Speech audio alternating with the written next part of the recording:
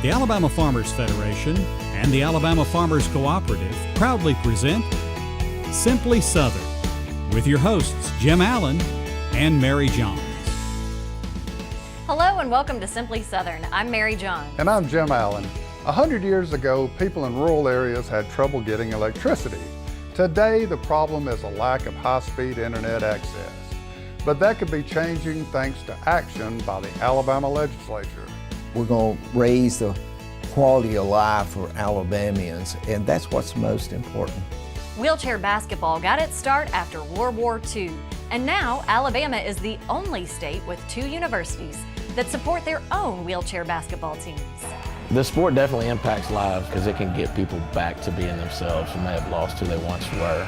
Sydney Phelps of Bonnie Plants will answer the most common questions he gets asked about the king of the summertime garden, tomatoes. But after the break, we'll visit an Alabama company that specializes in building tradition.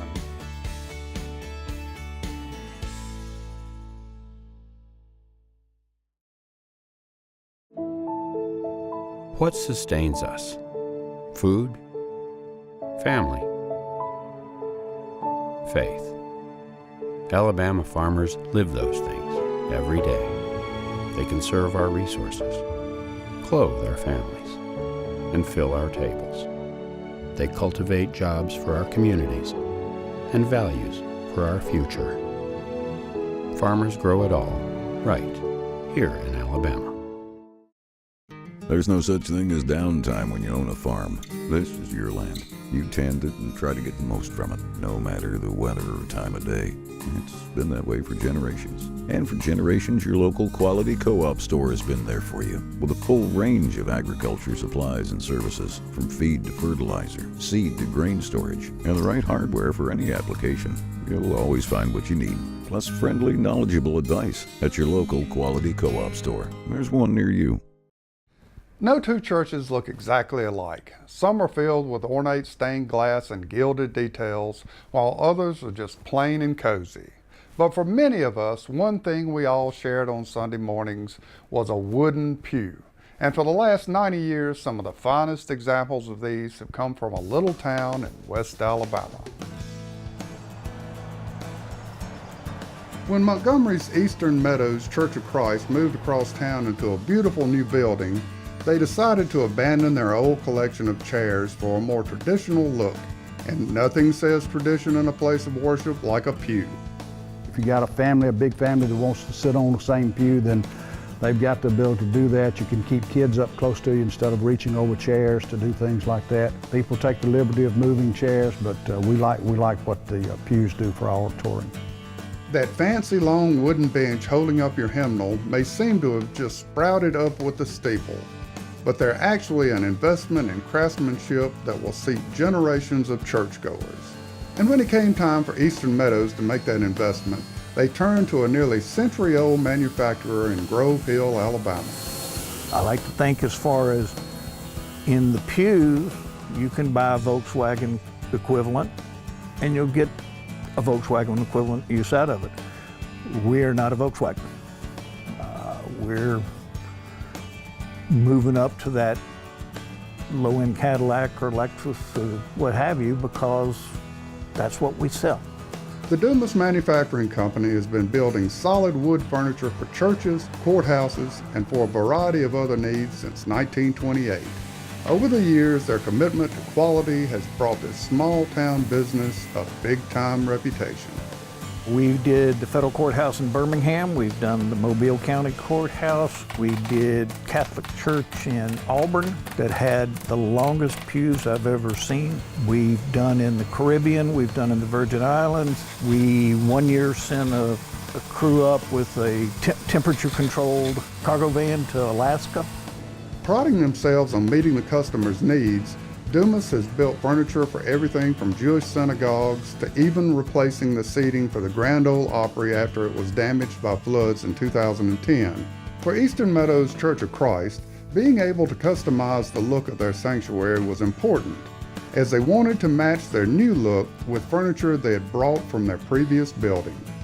We showed them what the pieces we had made, a member of the congregation made here, and Dumas was able to match those, as you can tell, almost exactly.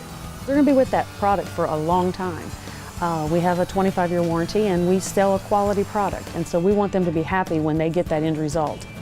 As you can imagine, buying furniture for a church isn't quite the same as picking out an easy chair for the den. As a small-town company, the folks at Dumas Manufacturing enjoy being a part of their customers' story. I've got customers I have personally delivered orders to. They've actually called and said, this is my last year. I don't know if I'm going to be alive next year. The lady had some health issues. Her son had called, and they decided that him and his brother would go together and buy her a new pulpit. And they wanted her to take her last revival in this big, nice pulpit. And the only way to get it there, all of our crews were out on deliveries. The only way to get it there was for myself to rent a U-Haul and to take it to the church and deliver it. So I did. And so when we delivered the pulpit, the mother walked in, she fell over in tears. It was amazing. So we put pride into knowing that we're investing in our customers, and we want them to know that they're investing in us.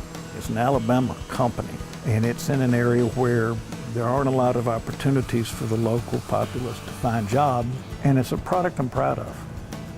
And it's a product I'm proud to say came from Alabama. And I can go look at anybody in the face in any other state and say, you'll be happy with these. You know, Mary, when I was a youngster, I remember being hauled out of the church screaming for a good old-fashioned whooping because of those hard pews. They were so uncomfortable. Oh, so you acted out? Yeah. I'm sure if you had padding, you would have just been an angel, right? I know I would have.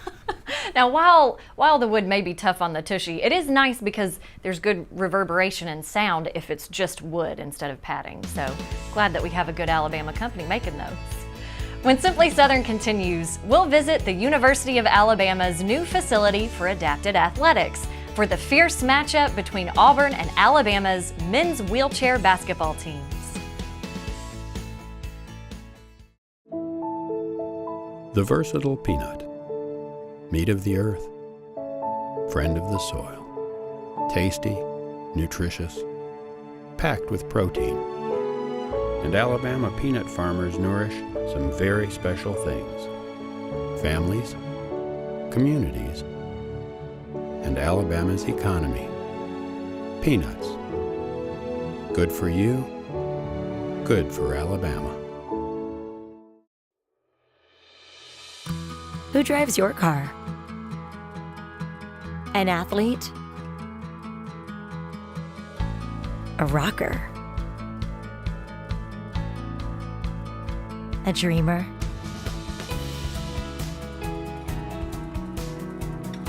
A survivor? A best friend? Alpha Insurance. As individual as you are. The DR Trimmer Mower is the original trimmer on wheels. Trim along fence lines against buildings and around gardens. Mow down thick grass and weeds on the toughest terrain. And now you can own a DR for as little as $349.99 with free shipping. Hurry, this offer won't last. For your free buyer's guide and DVD, call 1-800-230-1030. Free shipping is now in effect. Online at drtrimmer.com. A farmer has to live on faith. We do all we can do, but we can only control so much. Alabama is the second largest poultry growing state in the nation, so we're trying our best to grow all the corn we can for that. What we produce not only feeds and clothes all of the United States, but about half of what we make goes on to the world market. We've been able to improve yields, have some things that can help us produce a better crop. I'm proud of the product we make and proud that I can say I'm an Alabama farmer. In the 1940s, as wounded warriors returned to U.S. soil after fighting in World War II, a new sport was born, wheelchair basketball. Today, that sport is being embraced on college campuses, and it brings with it the opportunity for the wheelchair-bound to show off their athletic skills. And if you're tempted to think this is a warm, fuzzy sport, well, you've got a lot to learn about wheelchair basketball. Dribbling layups, three-point shots, pick and roll, full court press, man-to-man defense. These are all fundamentals of basketball that these student athletes practice to perfect. But in this basketball gymnasium, the sound of squeaking high tops is replaced by the crash of clanging wheelchairs. In wheelchair basketball, you're using your arms to move yourself around the court. And then, oh, by the way, you got to take 20 to 30 shots a game, depending on who you are, and you got to push back on defense and stop someone's chair. So conditioning is huge for us, not just in terms of being able to push up and down the court, but being able to get that shot off after you push for 40 minutes. Wheelchair basketball is a demanding sport. While most of the rules are the same as able-bodied basketball, there are a few differences. We don't have double dribble, so our players can pick up the ball and then reestablish their dribble anytime. For traveling, we're allowed 2 pushes of the wheelchair before you have to dribble the ball, but a lot of our players can dribble and push at the same time. In able-bodied basketball, you see a lot of hand check fouls and stuff along those lines. Our guys go at each other, and there's a lot of chair contact going on. Our guys are falling on the floor, they're hopping right back up and getting right back into the plate. We beat and bang. I've dislocated a finger and had it put back in and gone right back in. It's just part of it, and either you're weak or you're not, and at the college level, we're playing every day and we're training just as much as any stand-up team, so we pride ourselves in being real athletes.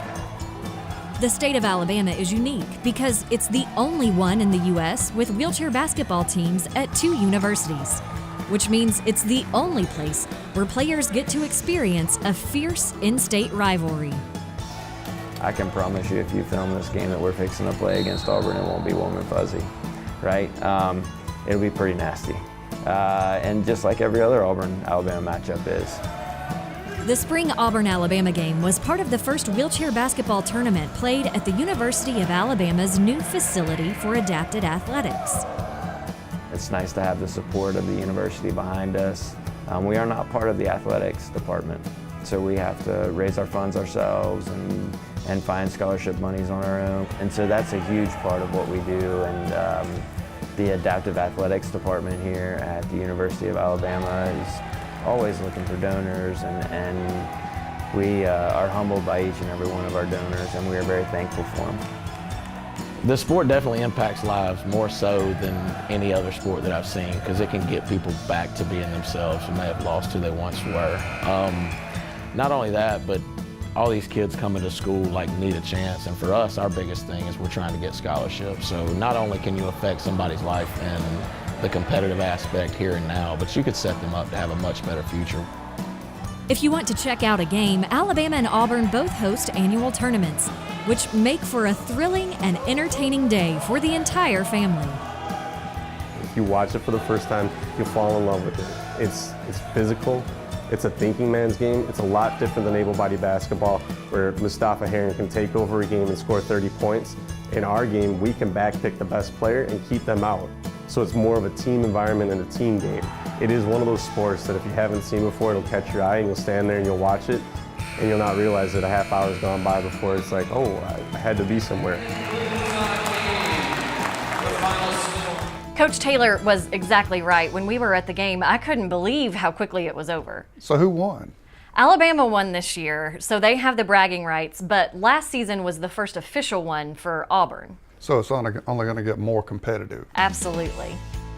Up next on Simply Southern, logging on make it easier for folks who live in rural and remote areas of Alabama.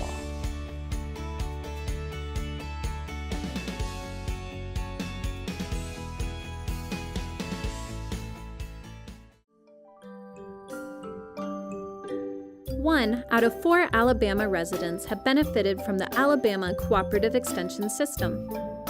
Last year, Master Gardener Managed Gardens donated $150,000 worth of fruits and vegetables to food banks, and over 25,000 young people developed math, science, technology, and engineering skills through 4-H.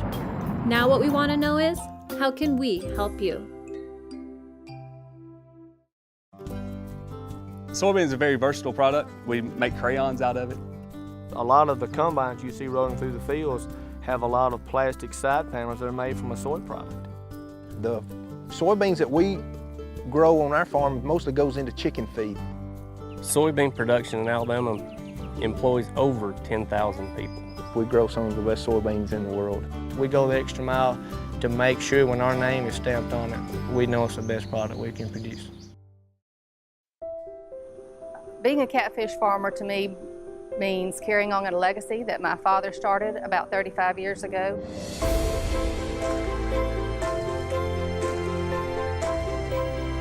It's a good way to take care of the land and provide a nutritious product for people all over the world. My name is Mary Quitman Holmes.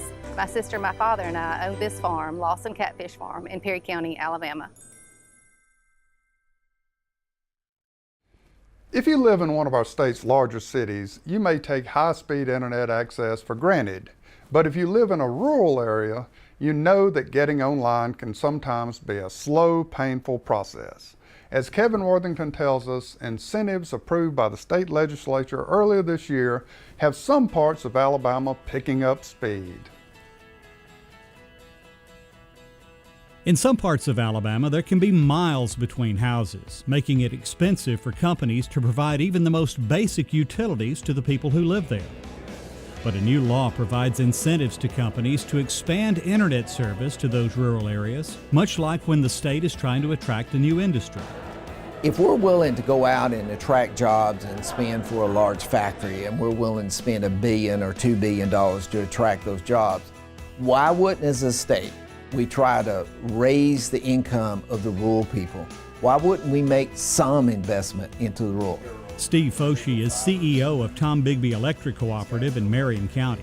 He says his company saw the need for expanding broadband service to rural areas more than a decade ago. He says it's a lot more than just playing games or watching funny cat videos, but that's part of it. It's education, it's economic development, it's medical care, and it's quality of life. All the things that we need in rural Alabama, not only to make it, but to start this growth again. The U.S. Secretary of Agriculture compares the need for broadband service to Franklin Delano Roosevelt's program to provide electricity nearly 100 years ago. FDA talked about electrification in 1936, saying it was not a luxury, it was a necessity of life. I would submit to you all today that broadband connectivity is not a luxury, it is a necessity of the modern economy in which we live. And I believe that necessity ought to be found in every community, in every small town, in every field, in every farm in America, so that they too can enjoy the prosperity that we enjoy across this country. At this point, Tom Bigby has committed about $15 million to the first two phases of the project, and they expect to spend around $40 million to complete it. But in addition to state funds, they're getting a $3 million federal grant to help offset the construction costs. This is an example of how local money and commitment works together with federal programs to open up communities and to open up opportunities for rural communities. Foshee says Tom Bigby started building their system in the largest cities in the area, Winfield and Hamilton. But he says their priority is the rural areas. Our goal, and we've tried to make it very, very clear, is not the towns. They're important and they're part of it. But our real goal is at the family at the end of the line. The most sparsely populated, the families at the far end, where they're often forgotten. At up to a gigabyte per home, Foshee says the people in Marion and Winston counties will have among the fastest service in the state, surpassing even what many urban areas can provide. But they're not only providing service. Tom Bigby Communications plans to build a center to help people learn how to take advantage of all the new service offers. In rural Marion County, we're going to set up a center which is going to have computers. It'll be manned the whole time it's open. That person will be there to help people learn about that. They'll learn about how you even stream video. How do you get online to apply for jobs? How do you look for jobs? How do you learn about the internet? Foshee says projects similar to this one are underway in Jackson, Lee, and Madison counties, which just shows that high-speed internet service is important to everyone, regardless of where you live. There's a great hunger out there. I say this is the issue of our times. It is the issue of rural America, it's the issue of rural Alabama. We must make this work. For Simply Southern, I'm Kevin Worthington. The first cell phone I had was attached to the floorboard of my car. If I was driving down to Montgomery, I better call somebody in Birmingham because I didn't have any service between Birmingham and Montgomery. You had to live in the big cities, and internet is kind of similar. To have reliable internet, the closer you are to a city, the better your internet is. But this will be groundbreaking because internet is no longer just a luxury, it's a necessity. Yeah, I can't do without this dude now. Exactly. Up next on Simply Southern, Sidney Phelps of Bonnie Plants will answer the most common questions he gets asked about tomatoes.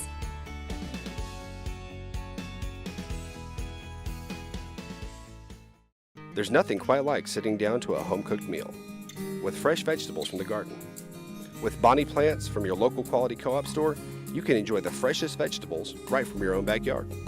And no matter if you're a raised bed gardener, a rose gardener, or if you farm hundreds of acres, your quality co-op store has exactly what you need to get the most out of your plants.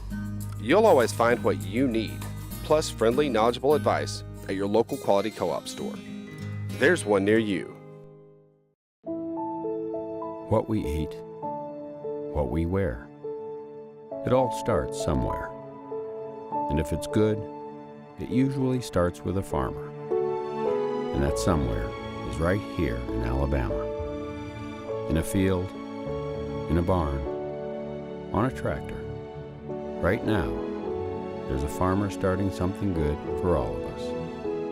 And it all starts right here in Alabama. FFA makes a positive difference in the lives of students by developing their potential for premier leadership, personal growth, and career success through agricultural education. We're strengthening American agriculture and providing our members with the skills needed to build healthy local communities, a strong nation, and a sustainable world. We are the next generation of agriculture. It's our turn now. Let's show the world what we can achieve together. We are FFA. For more Simply Southern, be sure to follow us on social media. And while you're online, visit our website, simplysouthern.tv.net. Simply Southern will continue in a moment. We believe a plant should be more than a plant. This one is. It's all you need for your garden to succeed because it's a Bonnie plant. It represents hundreds of varieties of Bonnie's quality veggies and herbs. But more, it's from generations of Bonnie people who are passionate about sharing their love of gardening with you. Look for this little Bonnie plant and a whole family of plants like it in your garden center. Bonnie Plants, so you'll know how to grow. Hey folks, Sidney Phelps here with Bonnie Plants. Today I want to talk about some of the most common questions that we get asked about tomatoes. So we're going to include that all here in this segment. From indeterminate versus determinate, hybrid versus heirloom, what's the best tomato for me? What's the colors mean? Is it different flavors? We're going to get through all those profiles of what are the best ways that you can find the right tomato for you. So starting out, determinate versus indeterminate, what's the difference? Well, a determinate tomato is a tomato that's going to be 24 to 36 inches tall. This is going to be great if you don't have a lot of space. So if the container, they're going to bear the majority of their fruit at one point in time, so they're perfect for selling produce if that's something that you want to do on the side, or doing anywhere from sauces to canning. They are the tomato for you. Now if you have plenty of space, then you're going to want to choose an indeterminate tomato. Now an indeterminate tomato can get 8 to 10 feet tall. I have seen some get up to 12, especially the cherry styles like a Sweet 100 or a yellow cherry. If you can cage and continue to trellis, they will continue to grow. Now you can trim them, you can try to hold them and contain them in one area, but they're traditionally going to keep growing onward and upward, as the saying would be. Now, an indeterminate tomato is going to bear fruit all throughout the season. So they're going to start in spring and go all the way to summer when it gets really hot. They're going to stop producing in the summer when you get into the extremely hot temperatures, just because the plant is kind of in survival mode and wanting to keep itself healthy versus trying to make produce. So if you want late season summer style tomatoes, you need to look at heat tolerant varieties, which are going to be determinants. And you can look at Solar Fire, Phoenix, Florida 91s. Those are different varieties that you can be on the lookout for that handle the heat really well. Now, the next question that we get asked about is heirloom versus a hybrid. Heirloom is a tomato that's been around for over 50 years. It's a seed that has never been touched. It's always the traditional, what your grandmother had or your grandfather grew. Your German Queens, Cherokee Purple, these are old style tomatoes that bring back thoughts of being from childhood. Now, when you deal with a hybrid, a lot of the misconception between heirloom and hybrid is that a hybrid is a GMO, and that is not the case when it comes to vegetables. A hybrid is basically two tomatoes that have been bred to make one tomato that is better. And it could be better from a flavor standpoint, from productivity, even all the way down to being disease resistant, which is probably the main reason that tomatoes get crossed, is to make something that is resistant to all different sorts of diseases. But they are not genetically modified or altered, I can promise you that. One way that people are trying to figure out different ways that they can incorporate and figure out what's the best tomato for them is how they're going to use it. And that's probably, before you even get started, you've got to know how you're going to use the tomato. So there are salad and snacking style tomatoes. Those are going to be your cherries or even little simple snackers like a Sweet 100, Husky Cherry are different varieties that you can pick out. Then you have your slicer tomatoes. Those are the ones that are great for your burgers, all the way down to picking out what's going to be great for sauces like your aromas. So those are your 4 areas that you want to look at. And there's a tomato chooser on bonnieplants.com that you get to check all of these lists off, and it helps narrow down the field of tomatoes because there are so many out there. The last question we get is, what's the difference between the color? What can I expect flavor-wise? When you see a pink or a really bright red tomato, that is your traditional acidic tomato that has that old style taste. When you get into the darker tomatoes, you get into that smoky flavor. The lighter the color is, maybe the more watery or the more less acidic it is. To find out more information about this, just go to bonnieplants.com, click on our tomatoes tab, and find out all the information of what is the best tomato for you. If you have a question for Sydney, whether it's about tomatoes or any other issue you may be having in your garden, drop him a line at simplysouthern@allafarm.com and he may answer it on an upcoming show. Of course, bonnieplants.com is available 24/7 with gardening information. Well, Mary, it's happened again. What's that? We're out of time. Oh gosh. Thanks for watching Simply Southern today, and I hope you'll be back with us again next week when we'll meet a man who's left his mark all over buildings in South Alabama. And we'll tell you about a farm wife who's using the lessons she learned from years of keeping the farm's books in a new business venture. Thanks for watching Simply Southern today. I'm Mary Johns. And I'm Jim Allen. We'll see you again next week.